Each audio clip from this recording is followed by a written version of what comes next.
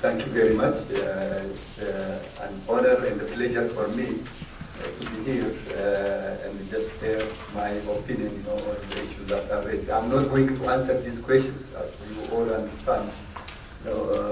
We are all practitioners with some professionals assisting us to really achieve our objectives.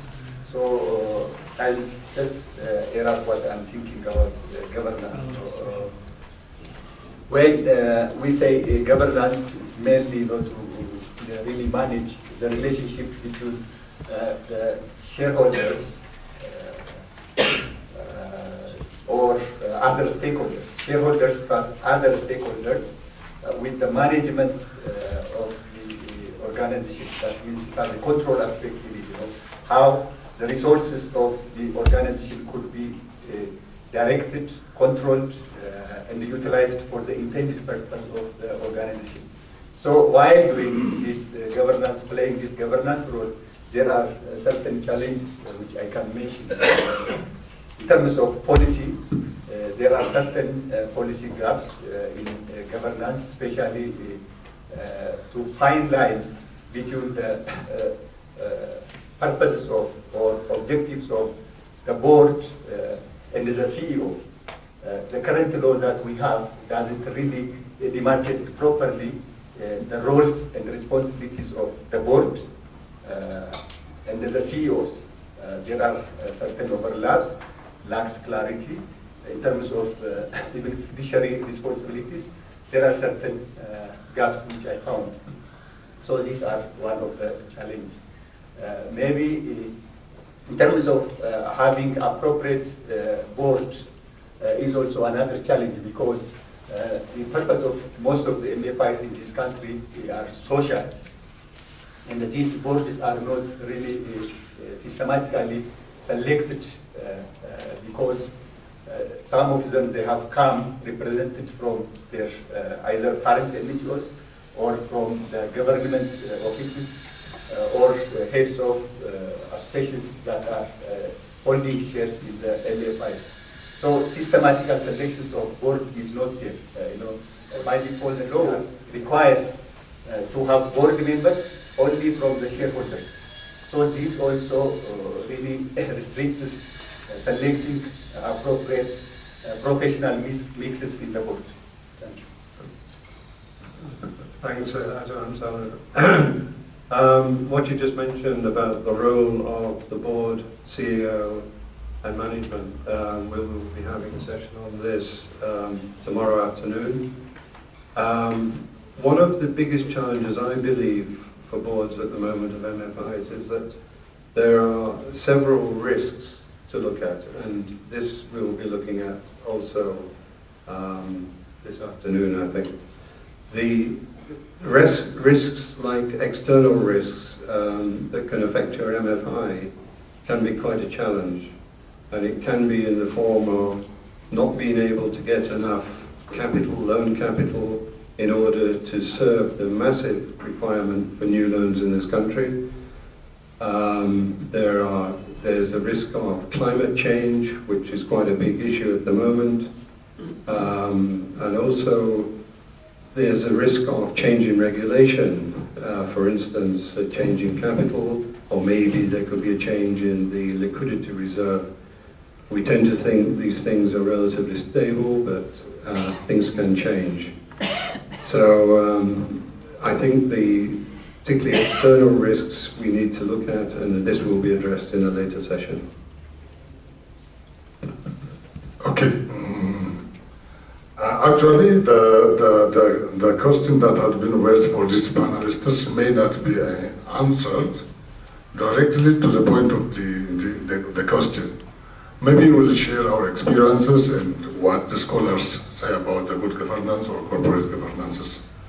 And of course, from Ethiopian context, from the microfinances, is the purpose of this microfinance, the purpose of establishing these microfinances is for the purpose of the social issue, actually for the poverty alleviation. Therefore, these microfinances do not fully involve it in the business model.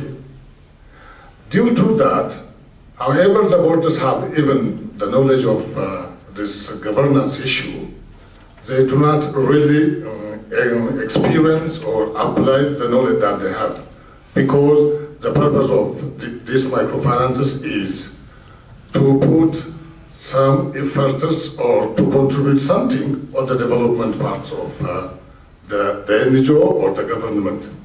Therefore, however, now for instance, the good governance of the definition of a good governance is a statement policy which really links the board of directors and the shareholders. Actually, in Ethiopian microfinances, the issue of this task goes mostly to the NGO or to the government high officials. Therefore, the CEOs are really reflecting how the boards or the board directors are believing. Therefore, of course, there are a lot of saying, for instance, for this good governance and maybe these shareholders and ownership policies, committees, risks, and something. There are a lot of issues that has to be exercised by the microfinances if they are really adhering to the business model. But actually, we do not take that part. We do not take that part. But really some of issues are addressed, such as, for instance, the borders are sharing the strategic issues of the microfinances, the strategic issue. But actually it is not fully, do not fully adhere to the purpose of this business model. Therefore, if the microfinances are actually following the business model, the borders can really follow what good governance is said by the scholars. This is what I want to say. Thank you very much. So, as many of you may have guessed, I am not Ethiopian. So I am speaking from my experience over the last year and a half, talking to boards and CEOs here in Ethiopia and researching, and also my experience as a director of a board in the United States. And two things come to mind when I think about governance in Ethiopia. The first are the new draft regulations by the National Bank, which directly touch upon how MFIs are governed and the potential changes. Now, those are still draft regulations, so we don't know what the final outcome will be. But if they go through, or the way they go through, may result in some big changes in the way MFI boards are required to operate, and I think that will be a challenge. The second thing I noticed, kind of to my surprise, is that boards in Ethiopia face a lot of the same issues of boards all over the world. How do committees function effectively? Do we have a shared vision? Are we actually managing or directing in a strategic fashion, or are we micromanaging? And these are things that come up everywhere. So I think there are a multitude of challenges, but I think they're all challenges that can be addressed.